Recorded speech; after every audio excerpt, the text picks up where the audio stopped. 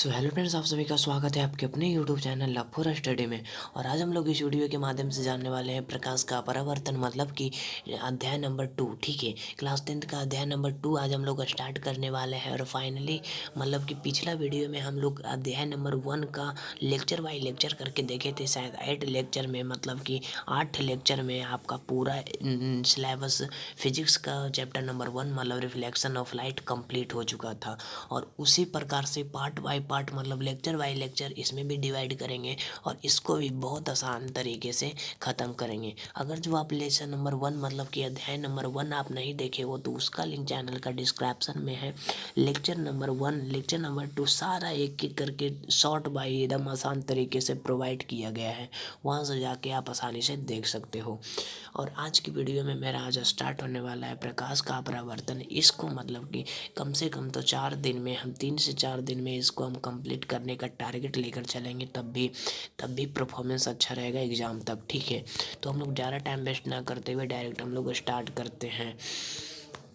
तो देखिए प्रकाश का प्रवर्तन किसे कहते हैं। ठीक है, तो सबसे पहले देखिए प्रकाश का अनरिफ्लेक्शन ऑफ लाइट। ठीक है, वहाँ पर क्या था, रिफ्लेक्शन ऑफ लाइट, और यहाँ पे है अनरिफ्लेक्शन ऑफ लाइट।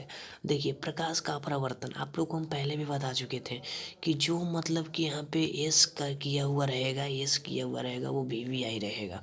और आज की वीडियो में भी देखिए एस किया हुआ है मतलब कि ये दोनों वी वी आई है। ठीक है, तो प्रकाश का अपरावर्तन किसे कहते हैं। जब प्रकाश की किरण एक पारदर्शी माध्यम मतलब आप समझते होंगे जिसे आर पार देखा जा सके। ठीक है, जैसे कि जल जल क्या है, एक पारदर्शी माध्यम है, और वहीं पे ईटा क्या है, एक अपारदर्शी माध्यम है। क्योंकि अगर जो ईटा को रख देंगे तो ईटा से प्रकाश पार नहीं होगा, लेकिन जल से प्रकाश पार होगा। ठीक है, तो वही बोल रहा है जब प्रकाश की किरण, अरे यार, जब प्रकाश की किरण एक पारदर्शी माध्यम से दूसरे पारदर्शी माध्यम में जाता है, जाने पर दिशा परिवर्तन की क्रिया को प्रकाश का अपरावर्तन कहते हैं। देखिए जैसे कि ये कोई एक मतलब यहाँ पे कोई जल है। ठीक है, जैसे क्वेश्चन बोल रहा है मतलब कि जैसे आंसर बोल रहा है उसी प्रकार से हम लोग बनाएंगे। जब प्रकाश की किरण एक पारदर्शी माध्यम से दूसरे पारदर्शी माध्यम में दिशा परिवर्तन करता है, मतलब कि देखिए यहाँ से यहाँ गया और यहाँ गया। ठीक है, मतलब कि इसको क्रॉस कर दिया और अपना दिशा को मतलब कि जल में जब डालेंगे तो थोड़ा सा ऐसे करके थोड़ा सा निकलेगा, है ना। थोड़ा सा ऐसे करके मतलब कि एक ही जगह डालेंगे लेकिन क्षेत्र मतलब फैला हुआ निकलेगा। तो उसी प्रकार से दिशा निर्धारित करने की घटना को प्रकाश का अपरावर्तन कहते हैं। और उसमें क्या था, उसमें रिफ्लेक्शन ऑफ लाइट था। ठीक है, इधर से गया और उधर गया, किसमें, प्रकाश का परावर्तन में रिफ्लेक्शन ऑफ लाइट था, और इसमें पार हो जाएगा और दिशा को परिवर्तित करेगा। ओके, तो आई होप ये बिना प्रकाश का अपरावर्तन आपको समझ में आया होगा। और दूसरा है प्रकाश के अपरावर्तन का नियम, उधर भी था प्रकाश के परावर्तन के नियम जो भी हम इम्पोर्टेंट बोले थे, और इसमें है प्रकाश का अपरावर्तन का नियम जो भी मतलब कि हम इम्पोर्टेंट ही बोल रहे हैं। तो प्रकाश के अपरावर्तन के कितने नियम होते हैं, तो फाइनली प्रकाश के अपरावर्तन के 2 नियम होते हैं। माफ़ कीजिएगा दोस्तों, थोड़ी सी खांसी हो चुकी है। प्रकाश के अपरावर्तन, अरे यार सेट, देखिए प्रकाश के अपरावर्तन के 2 नियम होते हैं। ठीक है, तो प्रकाश के अपरावर्तन कौन कौन होते हैं, तो पहला नियम है आपतित किरण आपतन बिंदु पर अभिलंब और अपवर्तित किरण तीनों एक ही तल में होता है। देखिए समझिएगा, इसको रटना नहीं है, समझना है मेरे भाई। देखिए आपतित किरण, ये देखिए कोई एक मतलब पर कोई एक मिरर मान लो। ठीक है, इसमें आपतित किरण यही है, आप लोग जानते हो अच्छा से, आपतित किरण यही है। और उसके बाद देखिए क्या बोला है, आपतित किरण आपतन बिंदु।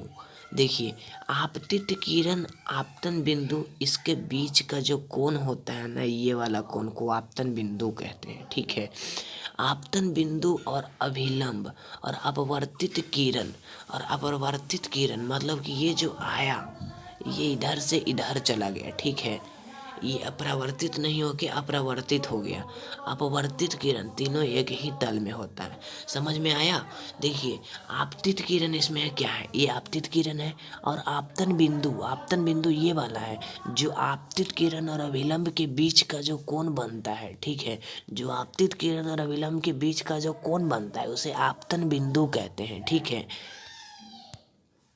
और देखिए, और आपतित किरण आपतन बिंदु इसके बीच जो कोण बनता है उसी को क्या बोलते हैं, आपतन कोण बोलते हैं। और अपवर्तित किरण और ये जो अपरावर्तित किरण, ये जो किरण आ रहा है ना, ये किरण पूरी तरीके से सीधे चले जाएगी, मतलब कि इधर से ऐसे चले जाएगी, ठीक है। यहाँ से सीधे इधर चले जाएगी।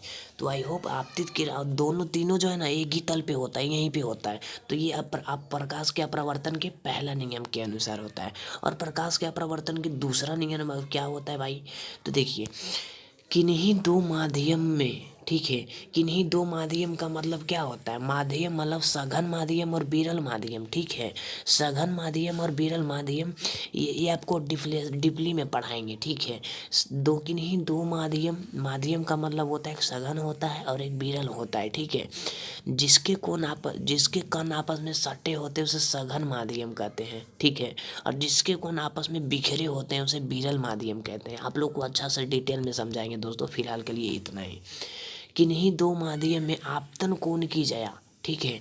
ये देखिए आपतन कोण की जया अपरावर्तन कोण की जया का नियतांक होता है। देखिए किन्हीं दो माध्यम, एक सेकेंड, मान लो ये सघन माध्यम है, ये विरल माध्यम है, ठीक है। और किन्हीं दो आपतन कोण की जया, आपतन कोण इधर से ये कोण बनेगा और ये विलंब रहेगा, इसके बीच का कोण आपतन कोण की जया अपरावर्तन कोण की जया, इसकी जया का एक निर्धांक होता है। मतलब कि यहाँ से यहाँ की ये जो आपतित किरण और अभिलंब और क्या है आपतन बिंदु, आपतन कोण की जया, ये जो कोण है कोण की जया का एक नियतांक होता है जिसे स्नेल का नियम भी कहते हैं।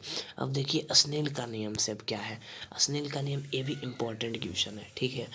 स्नेल का नियम क्या है, किन्हीं दो माध्यम, अभी माध्यम का मतलब बताएं, माध्यम सघन और विरल होता है, ठीक है।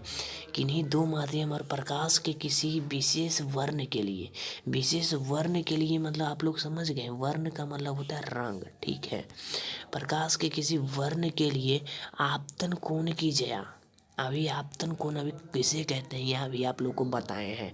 अपरावर्तन कोण की जया का नियतांक होता है जिसे स्नेल का नियम कहते हैं। अब देखिए इसको और इसको देखिए दोनों एक है, ठीक है।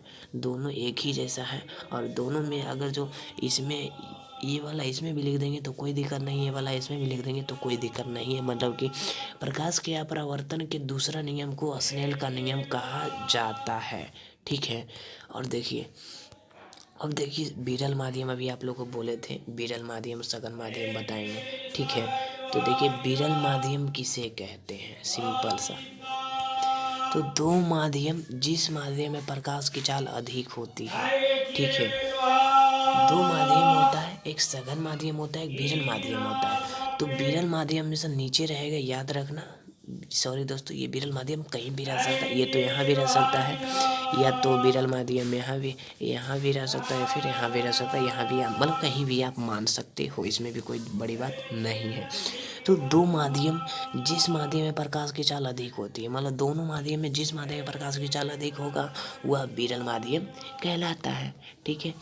और देखिए और सघन माध्यम, और दो माध्यम जिस माध्यम में प्रकाश की चाल कम होती है उसे सघन माध्यम कहलाता है। सिंपल सा है, इसका उल्टा कर देंगे तो ये सघन माध्यम आ जाएगा। अब देखिए ये बहुत ज़्यादा इम्पोर्टेंट है, ठीक है। ये देखिए बहुत ज़्यादा इम्पोर्टेंट है आप लोग के लिए। निर्वात में प्रकाश की चाल, ये एकदम आप लोग से रिक्वेस्ट है, रट के जाना। निर्वात में प्रकाश का चाल 3 × 10⁸ मीटर पर सेकेंड, ठीक है। 3 × 10⁸ मीटर पर सेकेंड। और पानी में प्रकाश का चाल 2.25 × 10⁸ मीटर पर सेकेंड। आप लोग हो सकता है तो इसको नोट कर लेना थोड़ा सा, ठीक है। पानी में प्रकाश का चाल 2.25 × 10⁸ मीटर पर सेकेंड। और कांच में प्रकाश का चाल कितना होता है, तो 2 लाख, मतलब कि सॉरी 2 लाख नहीं, 2 इंटू 10⁸ मीटर पर सेकेंड होता है, ठीक है। अब देखिए दोनों लास्ट क्वेश्चन है, लास्ट क्वेश्चन को अभी करा ही देते हैं, ठीक है, क्योंकि जो कल करे तो आज करें। अपवर्तित किरण किसे कहते हैं? अपवर्तित का मतलब अभी आप लोग को हम बताए हैं, ये जो इधर से इधर चला जाता है, ठीक है, मतलब रिफ्लेक्ट नहीं हुआ, ये सीधा चला गया, उसे अपवर्तित किरण कहते हैं, ठीक है। अपवर्तित किरण किसे कहते हैं? अरे यार क्या हो रहा है। अपवर्तित किरण तो दो माध्यम को अलग करने वाले सतह से टकराने के बाद दूसरे माध्यम में मुड़कर जाने वाली किरण को अपवर्तित किरण कहते हैं। देखिए अभी आपको हम बताएं, दो को माध्यम होता है, एक सघन होता है, एक विरल माध्यम होता है, ठीक है। तो दो माध्यम को अलग करने वाले सतह से टकराने के बाद दूसरे माध्यम में मुड़कर दूसरा माध्यम में मुड़कर चला गया, ठीक है, दूसरे माध्यम में मुड़कर चला गया, तो उसे जाने वाली किरण को अपवर्तित किरण कहते हैं। आप लोग सिंपल सा है कि कोई एक माध्यम है और दो माध्यम को, अब ये देखिए इधर से ये रिफ्लेक्ट नहीं हो गया, ये सीधे चला गया, तो इसे अपवर्तित किरण कहते हैं। अब आगे आपतन कोण किसे कहते हैं? अपवर्तन कोण किसे कहते हैं? देखिए ये देखिए अपवर्तित किरण था, यहाँ से जो कोण बना इसको अपवर्तन कोण कहते हैं। अभिलंब और आपतित किरण, ये देखिए अपवर्तित किरण, अभिलंब तो यहीं पे रहता है, ठीक है, अभिलंब यहाँ के बीच, मतलब कि देखिए आप लोग ठीक से अगर जो देखें, देखिए अब देखिए ये कोई है, आप अपवर्तन कोण किसे कहते हैं, ठीक है।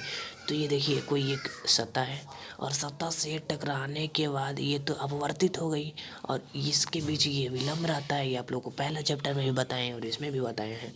और इसके बीच जो कोण बनता है उसे अपवर्तित कोण कहते हैं, और इधर से इधर के बीच जो कोण बनते हैं उसे अपवर्तन कोण कहते हैं।